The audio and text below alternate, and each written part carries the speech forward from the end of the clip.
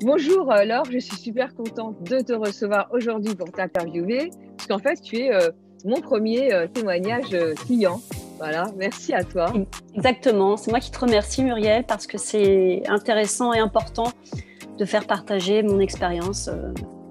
Voilà. Super, voilà, super, merci. Alors, je vais me présenter en deux mots. Je suis maître praticienne en hypnose. Je fais aussi des mouvements oculaires et de l'AFT, qui sont deux neurothérapies. Et je suis en cabinet sur Paris. Et donc, l'idée, aujourd'hui, sur cette interview, c'est de faire parler l'une de mes clientes qui va vous expliquer, enfin à tous ceux qui sont là et qui nous écoutent, comment s'est passée l'hypnose et les séances qu'on a pu faire ensemble. Donc, Laure, tu es venue, alors je crois que c'était en plein confinement, oui, c'était le 25 mars. On s'est rencontrés en vidéo. Voilà. Exactement. C'est ça. Et comment tu as trouvé la première séance, quoi, la prise de contact? Eh ben, en fait, je croyais à l'hypnose, mais j'étais assez surprise que ça puisse marcher à distance. C'est un peu sceptique parce que forcément, c'était le confinement total. Donc, et il n'y avait que la visio qui pouvait nous relier. Et j'avoue que j'avais des doutes. Mais je me suis dit, bon, on va essayer. A priori, ça peut fonctionner. Et c'était d'autant plus intéressant qu'on ne s'était jamais vu. Donc, c'était vraiment notre premier contact. Eh oui. Et est-ce que tu avais déjà fait de l'hypnose avant, thérapeutique? Alors oui, j'avais déjà fait 2, 3 séances où la méthode ne m'avait pas vraiment aidée.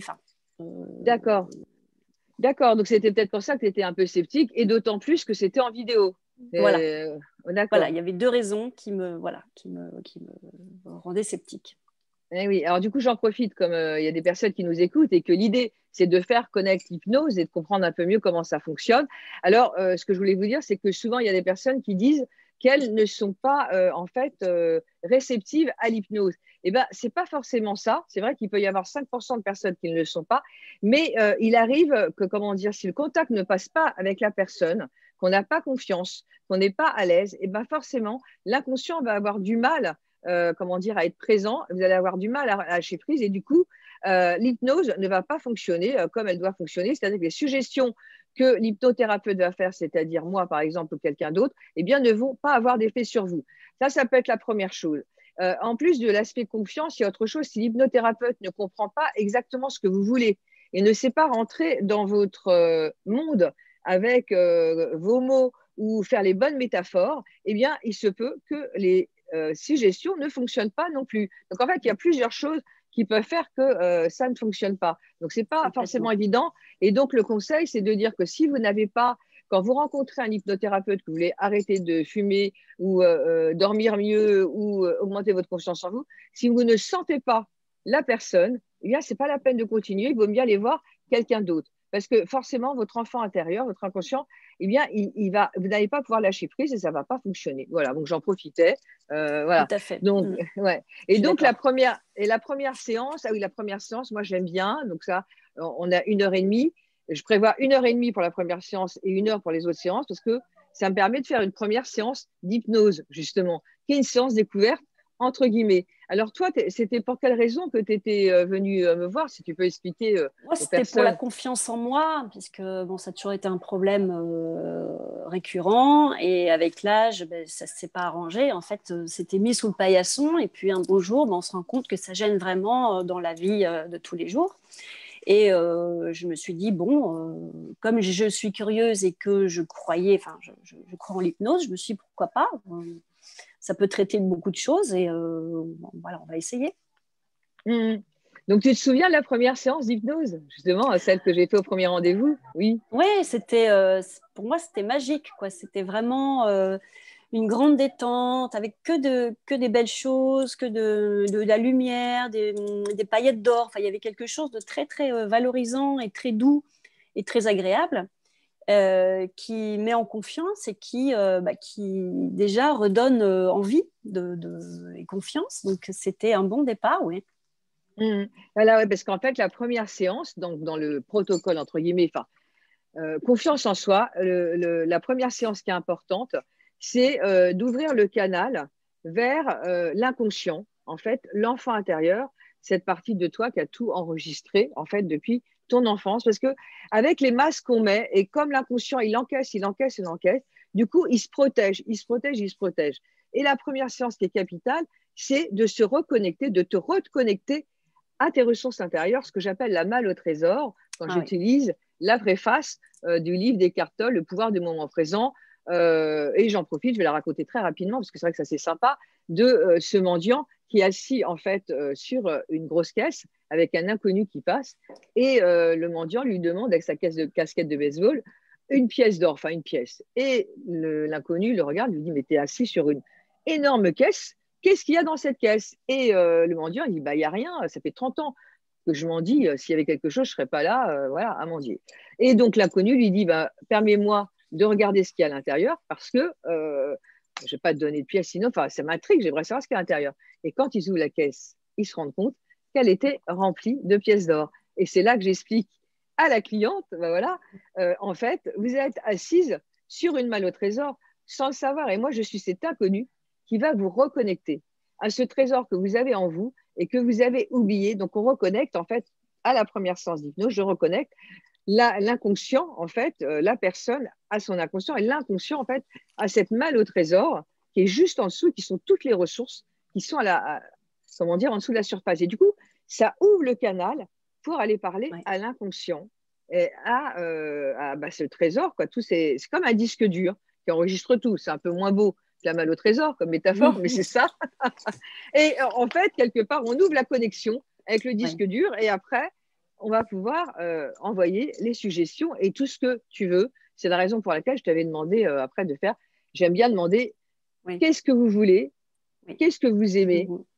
Voilà, tu te souviens? Oui, qu'est-ce que vous ne voulez plus, voilà, qu'est-ce que vous n'aimez pas. Enfin, et rien que le nom, la malle au trésor, ça fait vraiment, il y a un côté féerique quelque part. Et rien que ce nom-là, c'est que du bon. C'est déjà, c'est-à-dire que tout le monde a une malle au trésor. Donc c'est accessible et c'est vraiment, oui, ça donne envie. C'est vraiment et oui, et en fait, motivant. J'ai pris la métaphore d'Eckhart Tolle. En fait, voilà, merci Eckhart Tolle, parce que c'est lui qui parle de ça et qui dit qu'on va chercher dans la vie des sources de plaisir à l'extérieur, matériel, avec les voitures, les fringues, les bijoux, alors qu'on a un trésor en soi inestimable. Et j'ai trouvé ça hyper beau, quoi. Voilà. Ça commence très bien, oui, je suis d'accord. Voilà, c'est ça. Et moi, ça m'avait marqué. Donc, j'adore cette préface. Et je me suis dit, mais c'est vrai. Et c'est vrai que quand on fait de la méditation, c'est le pouvoir du moment présent, et bien on se rend compte petit à petit qu'on a moins de besoins qu'avant. Et que quelque part, moi, quand j'ai fait c'était 1 mois et demi de méditation, et bien à la fin, je mangeais quasiment que du riz et je buvais du thé, des bananes et des avocats. Et j'étais heureuse. Et je me suis dit, j'ai compris pourquoi en Inde, en fait, l'énergie, on va la chercher ailleurs, on ne va plus la chercher dans l'alimentation. Donc, on n'attache pas autant d'importance aux saveurs, aux arômes. C'est bizarre quand même, hein, voilà. Mais en tout cas, c'est ce que j'ai constaté. Donc voilà. Donc merci à toi. Et puis alors après, donc on a eu une deuxième séance. Oui. Voilà. Et est-ce que alors c'était alors attends, ce que je fais, j'ai mes petites notes à côté. Ce qui est chouette, excuse-moi, je t'ai coupé, ce qui est chouette, c'est que en fait, tu les enregistres et ça, pour moi, c'était nouveau. Et donc, on peut les réécouter. Et c'est d'ailleurs une des séances que je réécoute le plus. C'est marrant. Oui, c'était en avril, je crois. Ah oui, la deuxième que tu écoutes. La deuxième, oui. L'hypnose spirituelle, c'est ça? Oui. Et oui, c'est vrai ce que tu dis. C'est vrai ce que tu dis. En fait, ce que je fais aussi en consultation, et je pense qu'il n'y en a pas énormément qui le font, c'est que en fait, je fais la séance d'hypnose qui va semer des graines et qui va permettre au cerveau de réagencer les choses avec le cœur et puis le reste, quoi, les émotions, après, ce que le corps enregistre aussi. Mais ce que j'aime bien faire, c'est enregistrer et je vais le donner une semaine après pour que les graines aient été semées au niveau de l'hypnose, mais après, la personne peut s'en servir comme méditation guidée. Du coup, ça permet d'ancrer certaines choses et ça permet, je ne sais pas, qu'est-ce que ça t'a apporté justement? Oui. En fait, c'est aussi une manière d'avoir confiance. J'ai trouvé que c'était une marque de confiance de transmettre la séance et de qu'on puisse l'écouter. C'est aussi une continuité de la séance. Ça veut dire qu'on peut la continuer chez soi jusqu'à ce voilà, ça aille mieux, ou on peut varier suivant les jours avec les différentes séances. Donc, c'est vraiment à la carte. Et en plus, c'est personnalisé puisque c'est ma séance. Donc, Et oui. moi, ça m'a épatée. J'ai trouvé ça. Je me suis dit, ah ouais, on peut réécouter les séances. Donc, ça, je n'avais pas connu auparavant et je trouve que c'est vraiment, vraiment bien. C'est une valeur ajoutée. Et ouais, et en fait, je sais pas, j'ai eu l'idée de faire ça. Je sais pas s'il y en a d'autres qui le font, mais en tout cas, je le fais. C'est vrai que ça plaît et ça permet surtout, dans certains cas, d'ancrer. Et pour l'insomnie, c'est important aussi. Pour l'arrêt du tabac, s'il y a une petite envie qui revient, en fait, ça sert toujours. Et il y a le côté dont tu m'as parlé et qui, moi, m'interpelle parce que c'est une journaliste, je ne sais plus si c'est Madame Figaro ou Marie-Claire, qui a mis ça en avant. Ah oui, ça c'est Marie-Claire, elle m'a interviewée, après elle a fait l'article, et elle a mis en avant, elle a mis des enregistrements qui rassurent, un truc comme ça. Et c'est vrai qu'il y a le côté rassurant que tu dis, où la personne, du coup, avant de se mettre en hypnose, peut-être, avant que je lui dise ça va commencer, elle se dit, bah, tiens, s'il y a l'enregistrement que je récupère derrière, bah, du coup, on se dit, je peux un peu plus lâcher prise, c'est ça? Voilà. Et puis, le thérapeute ne peut pas te dire n'importe quoi ou faire n'importe quoi. C'est vraiment une garantie de sérieux et voilà, il n'y a rien à cacher. C'est voilà, c'est authentique et c'est oui, je trouve que c'est vraiment une relation de confiance. Donc, c'est un plus.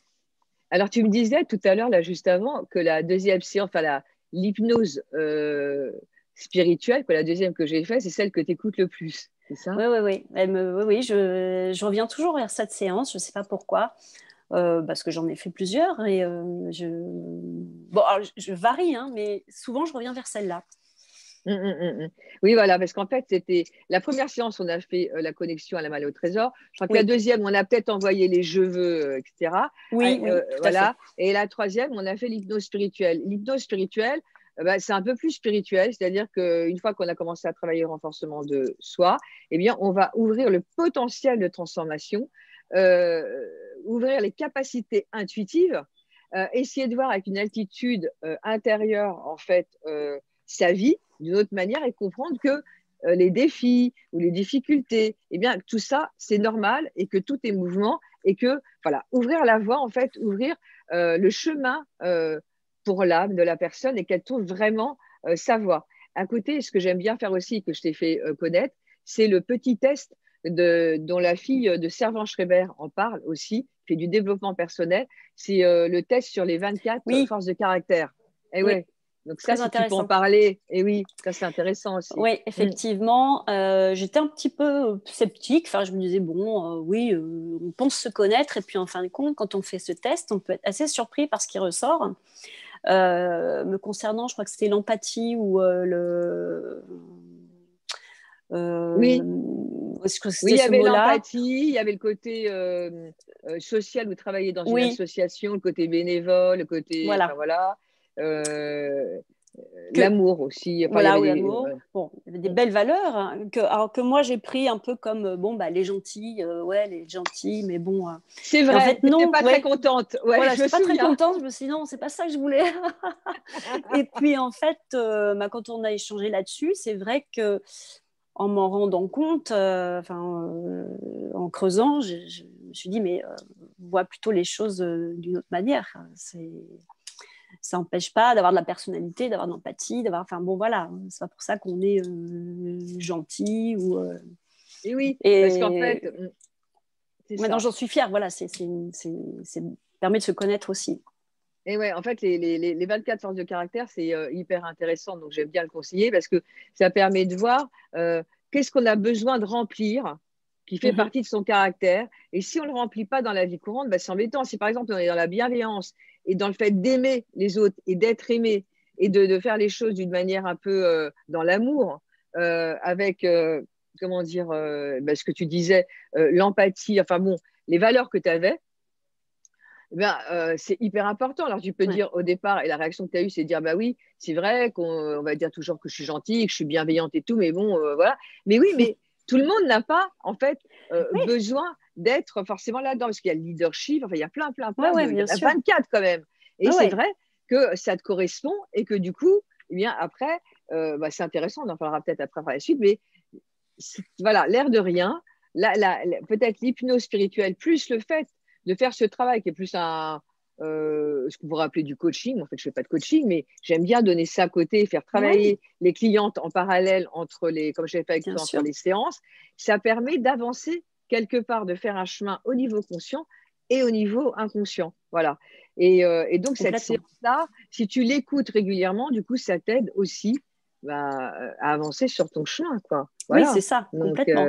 Et en plus, je rebondis là-dessus parce que, et en m'intéressant aussi à la numérologie, c'est tout à fait cohérent avec ce qui ressort de mon nom, mon prénom et de ma date de naissance. Donc, tout se rejoint et c'est assez surprenant d'ailleurs. Ah oui, carrément. Ouais. C'est fou, hein. Parce que vraiment, il y a des choses qui semblent, comment dire, où on parle des médecines douces en disant, bah oui, elles sont là en parallèle, etc. Mais parfois, c'est assez puissant quand même. Et la numérologie ou des choses comme ça, on peut se dire, oh, bah tiens, c'est bizarre. Mais si ça rejoint aussi des tests, comment dire, comme les 24 forces de caractère, c'est un test américain en fait, eh bien, c'est assez troublant. Comme tu dis, quoi. Oui. C'est cohérent et ça permet aussi de voir si on est dans le bon chemin, si on n'est pas dans le bon chemin. Ça va assez loin, en fait. Et comment tu t'es rendu compte des effets de l'hypnose? Comment ça s'est passé pour toi? Parce qu'il y a une première séance, une deuxième, une troisième. Voilà. Est-ce que tu te souviens?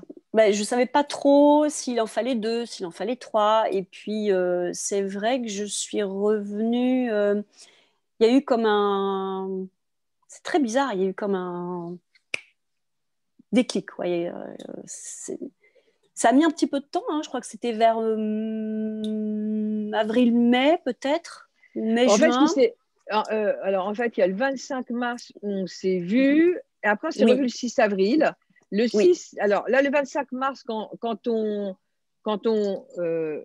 connecte la personne, ses ressources intérieures, ce que j'explique, c'est qu'il ne se passe pas grand-chose, juste un mieux-être, voilà. Et après, il y a les je veux, je veux pas, le 6 avril, voilà, avec la connexion aux énergies. Et c'est après que vraiment, là, quand tu es revenu, alors tu vois, je suis dans mes notes, tac, que ça c'est bien. Le 30 avril, où tu m'as dit, je prends plus la parole. Voilà. J'étais un peu plus sûre de moi, oui. Ouais, voilà. J'arrive mieux à gérer mon temps. Je prends prise de recul, positivisme, joie. Je prends soin de moi. Ah oui, alors prends soin de moi. Ça, tu avais remarqué à la deuxième séance. Oui. Ah, ça, je me souviens. À la deuxième séance, le 6 avril, tu avais dit que tu avais fait des petites choses pour toi. Oui, c'est vrai. Donc, il y avait des choses déjà à la deuxième séance. Voilà. C'est ça. C'est effectivement des choses que je n'arrivais plus à faire ou que je n'avais pas envie ou que je traînais la patte pour faire. Là, je me suis remis à faire ce que j'aime, des loisirs créatifs. Donc, je sais pas, des perles, des coloriages, des trucs qui font du bien. Et c'est ça ce que tu m'avais dit en première séance, que tu n'arrivais plus à faire des choses que tu aimais. Et en fait, ce qui t'avait troublé, je me souviens, parce que 25 mars, 6 avril, c'était une semaine après, et tu m'avais dit, j'ai commencé à faire des petites choses pour moi. Et donc, pour toi, c'était le signe que ça fonctionnait. Voilà. En plus, ça s'est fait naturellement et assez vite, hein, genre du jour au lendemain. Enfin, c'est pas, je me suis pas réveillée du jour au lendemain, mais c'est quasiment ça, en me disant, mais j'ai envie de faire ça, puis je vais le faire, et du coup, c'est vrai que c'est le cercle vertueux, puisque on a plaisir à faire ces choses-là sans barrage, sans se dire est-ce que je vais y arriver, pas y arriver, sans pression. Et en fait, ça fait, on se nourrit de bonnes choses, quoi. Et ouais, c'est devenu naturel. Ah, je t'ai perdu. Comment ça se fait?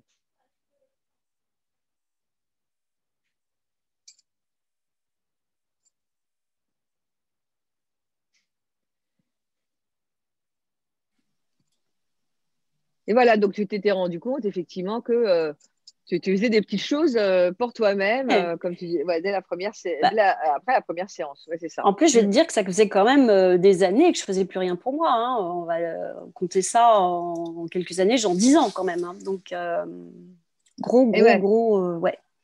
Voilà. Gros changement. Et après, donc le 30 avril, la troisième séance, c'est là où tu avais dit prise de recul, positivisme, joie, je prends plus la parole, j'ai commencé à faire des bracelets, enfin des choses Voilà, vraiment, des prendre choses soin de qui font moi. plaisir. Ouais. Voilà. Dire non Voilà. aussi, dire Oui, non, que tu arrivais à dire non et de ne pas accepter tout de la même manière qu'avant. Enfin voilà. Ok, c'est ça. ouais, c'est ça. Ouais. Alors ce qui est marrant, enfin marrant, en fait, c'est qu'on s'en rend, c'est très subtil, on s'en rend pas forcément compte. Et puis Mm. finalement, quand on échange, on se rend compte qu'on a bien avancé. Et effectivement, c'est tout ça en échangeant lors de la séance, on se rend compte qu'ah bah oui, finalement, Et ouais, oui. je m'affirme, j'ai moins peur de m'exprimer. Enfin, c'est d'ailleurs, je serai pas là ce soir. Mais C'est ça, voilà, oui, tu as raison. Ouais. voilà, ouais, il y a quelque chose qui s'est ouvert. C'est vraiment Mm, mm. impressionnant. Et c'est vrai ce que tu dis, c'est que souvent, les personnes, il arrive qu'elles arrivent à la deuxième séance et je leur dis comment ça va, bon, parce que j'aime bien faire un petit Oui, débrief c'est au vrai. début. Et elle me dit, bah, ça va. Je dis, alors, est-ce qu'il s'est passé des choses? Et puis, il arrive souvent qu'il me dit, bah non, rien de spécial, je me Oui, sens mieux, sans c'est plus. ça. Et c'est en posant les questions, en disant, mais est-ce que, et Oui, je reprends ce qu'on a vu voilà, après ça, bah, vous m'aviez dit que vous n'faisiez pas de choses pour vous, est-ce que vous avez fait des choses pour vous? Ah ben oui, j'ai fait des petites choses pour moi. c'est Et je ça. pense que c'est comme ça que ça s'est passé avec toi. Complètement, Et complètement. voilà, c'est ça. Oui. Et Et c'est pour ça que c'est subtil et qu'il faut y croire. Enfin, en même temps, je pense qu'il faut pas attendre forcément. Il faut faire les choses comme elles viennent. Et c'est vrai que c'est en parlant que je me suis rendu compte que j'avais vraiment bien avancé en très peu de temps, puisque et oui, et ça a ben, été dès le début. c'est exactement ce que je dis. Ce que Mm. tu dis, c'est exactement ce que je dis. À des personnes qui sont dans le contrôle et l'attente, je leur dis attention, n'attendez pas, ne vous fixez Non, pas un objectif suite à cette première séance. Il faut laisser les choses se faire. Plus vous allez complètement. attendre que ça change, et moins ça va se faire. Plus vous allez vous dire, Ouais, bon, bah, OK. Et du coup, les personnes, elles sortent de la première séance avec ça dans la tête. Donc, Muriel, elle m'a dit de penser à rien, de laisser faire. Du coup, quand elles reviennent, elles me disent, ah bah non, mais c'est pas, on va essayer. Et après, ah ouais, bah, il y a ça, ça, ça, ouais, ça. Et c'est là qu'on se rend compte. Et plus on est dans le lâcher prise, et plus la transformation s'opère. C'est exactement complètement. Ouais, ce que tu dis. complètement. Ah ouais, mais merci pour Ah cette ouais. remarque parce que ça Ah, permet enfin, d'appuyer là-dessus parce que c'est vraiment fondamental. Alors, quelle question je pourrais… Ah oui, c'est on important a de le dire. fait, donc, on a fait les 3 premières séances et après, le 24 juin, enfin, quand on s'est vu avant les vacances d'été, Oui, et on s'était dit qu'on allait faire des mouvements oculaires, qui est une autre oui, technique que j'utilise, pour un peu enlever de la tristesse liée à un événement de oui, ton passé. oui. Voilà. Est-ce que tu peux nous en parler un peu et comment tu as ressenti cette première séance de mouvement oculaire? Oui, Mm. alors j'étais très contente parce que j'avais beaucoup entendu parler de l'EMDR, et je sais que c'était très efficace dans des cas de traumatisme ou des choses importantes, enfin, vécues de manière négative. Alors c'est pareil, j'y croyais sans y croire. Je me dis, wow, comment avec des mouvements oculaires on peut aller mieux, hein. Je me dis, bon, c'est, Oui, je demande à voir. Et puis, alors là, j'ai quand même été assez bluffée, parce que c'était des réactions rapides mm. et enfin, je, et je le suis toujours. Je me dis, mais c'est fou. C'était des mouvements très simples que j'ai suivis et Mm, mm. en fait, j'ai vraiment eu des sensations physiques. Enfin, j'ai eu des vertiges, j'ai eu des Plein nausées. de choses Et d'ailleurs, incroyables. que je t'ai transmis, je me souviens aussi, tu avais aussi envie de vomir du coup. Ah oui, à la Désolée, fin. Mais ouais, à c'est la vrai, fin, oui. c'est vrai, Et c'est vrai. c'était C'est vraiment, dingue mais ça. je ne pouvais pas le faire exprès. Enfin, on ne peut pas avoir des nausées sur mesure comme ça. C'était vraiment comme une fosse septique qui remonte, qui Ouais. sort. Et ça, enfin, en plus, c'était pas très long. Ça a duré, je sais pas, 5-10 minutes. Je... Ah ouais, c'est en fait enfin, une grosse demi-heure quand même en faisant tous les signes parce Oui, qu'on en avait avec le reste, 10. voilà. Ouais. Ouais. Mais en fait, sur chaque signe, en fait, au début, par exemple, je prends le premier, tu avais eu un poids sur les épaules et tu Oui, avais limite envie de pleurer. Et tu m'as oui. dit, Ah waouh. oui, Et en fait, n'avais pas envie de pleurer au niveau de ton mental, il n'y avait pas pas de truc lié, c'était les yeux, voilà, donc bizarre. Après, le deuxième segment, c'était le cœur qui battait fort.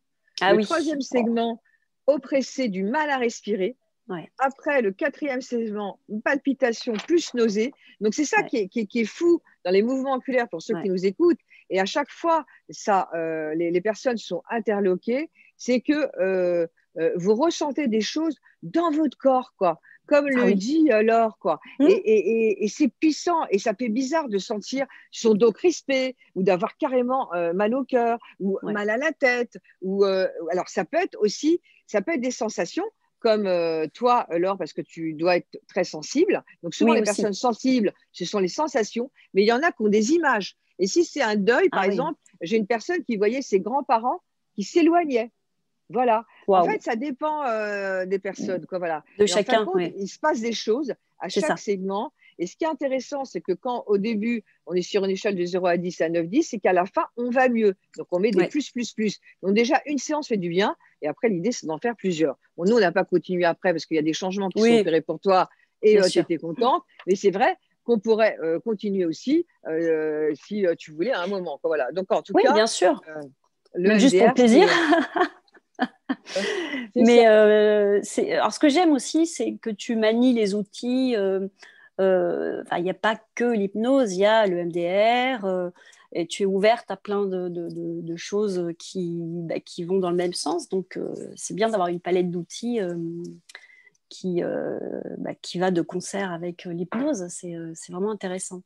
Et c'est vrai qu'on n'a pas fait encore l'encre ressource portative, mais on en avait parlé. Donc, on fera peut-être le fait d'aller chercher à tout moment sous la surface des émotions positives pour être à l'aise, pour être en pleine confiance. Si tu dois parler devant une foule ou 10 personnes, hop, tu actives l'interrupteur et tu as de la confiance en toi. Comme ça. Oui. Et en plus, tu m'as dit que ça marchait très bien et c'est vrai que j'ai hâte d'essayer ça, ne serait-ce que par curiosité, parce que c'est tellement waouh, impressionnant.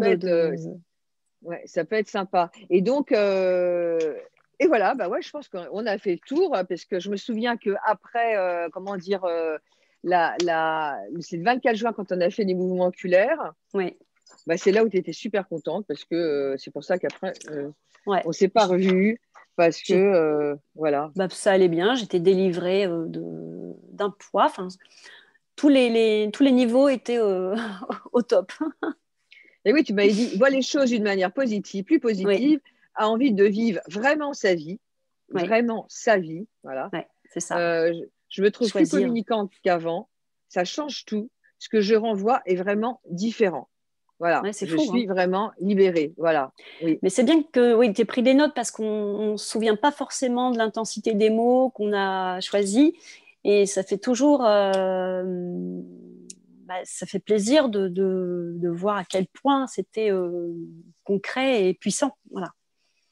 Et ça résonne en toi, peut-être le fait aussi que je répète tes mots, ça te remet aussi dans le moment, parce que c'était le 24 juin en fait. Hein. Voilà. Bon, et du coup, est-ce que tu conseillerais l'hypnose? Mais oui, alors surtout, ce que je voulais dire, c'est que on n'est pas en train de dormir, il ne peut rien se passer à son insu. Je veux dire, c'est vraiment, d'accord, c'est une relation de confiance. Il y a beaucoup, moi ce que j'avais bien aimé aussi, c'est qu'il y a beaucoup d'échanges avant, on parle du problème. Donc ça, c'est important aussi pour poser les bons remèdes.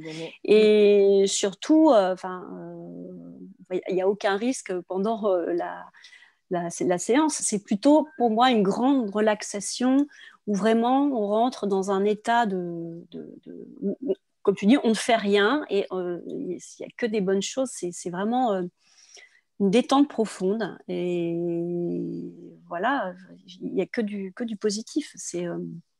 franchement, faut essayer, et ça, ce qui est bien, c'est qu'il y a plein d'indications thérapeutiques aussi que tu traites, et on peut dire que c'est quasiment pour tout le monde. Ah oui, c'est ça. En fait, c'est sur tout le mode de fonctionnement humain. Et ce que tu dis, en fait, c'est vraiment la méthode de Milton Erickson comment dire, la personne, elle n'est pas non, comme ça. Voilà. C'est pas comme, non, c'est la pas méthode comme, hellmanienne, c'est voilà. clac et la personne, elle est comme Ouais. ça. Et là, ça peut foutre la trouille, quoi. Alors Oui, que ça, là, voilà. c'est face à moi, c'est toi qui décides, tu as les Ouais. yeux fermés, mais si à un moment, tu as envie d'ouvrir les yeux, tu peux. Voilà. Oui, Et oui. c'est ça qui est important. Et du coup, tu es Complètement. dans un état planant entre deux états, celui oui. du sommeil et celui de l'éveil. C'est tout. Bien Tu sûr. as envie de rester, parce que c'est Ah tellement ouais. bon. C'est Ben tellement voilà. agréable. Ah ouais, puis c'est un moment pour soi, c'est vraiment quelque chose de bénéfique. Et puis on se réveille, hein. Enfin, il y a pas de, je me réveille pas. Enfin, il n'y a pas du tout ça, hein. C'est un réveil doux. Comme on rentre en séance, c'est doux et le réveil, le retour à la réalité est doux aussi. Donc, Oui, d'ailleurs, moi, je fais 1, 2, 3, 4, 5. Je ne fais même pas oui, 1, 2, 3. Donc, j'ai voilà, vraiment. par palier. Ouais, c'est ça. Mais Ben, merci. Hein. Ah oui. Eh ben, c'est un plaisir et j'espère qu'on pourra aider les personnes à faire le pas, surtout, parce que c'est vraiment que des bonnes choses, quoi. Eh bien oui, c'est un peu l'idée. Et là, ça va donner peut-être envie, je vais mettre un titre pour cette interview, retrouver sa confiance en soi et son chemin de vie. Parce que voilà, clairement, on ne peut pas tout raconter, mais il y a des grandes transformations qui s'opèrent. Oui, c'est ça. Voilà. Justement, voilà, ça va loin. C'est intéressant. Ouais, ça va loin, quoi. Ça va profondément à l'intérieur de soi. Merci beaucoup à toi. Je t'en prie, Muriel. Namasté. C'était un plaisir. Merci. À bientôt. Ouais.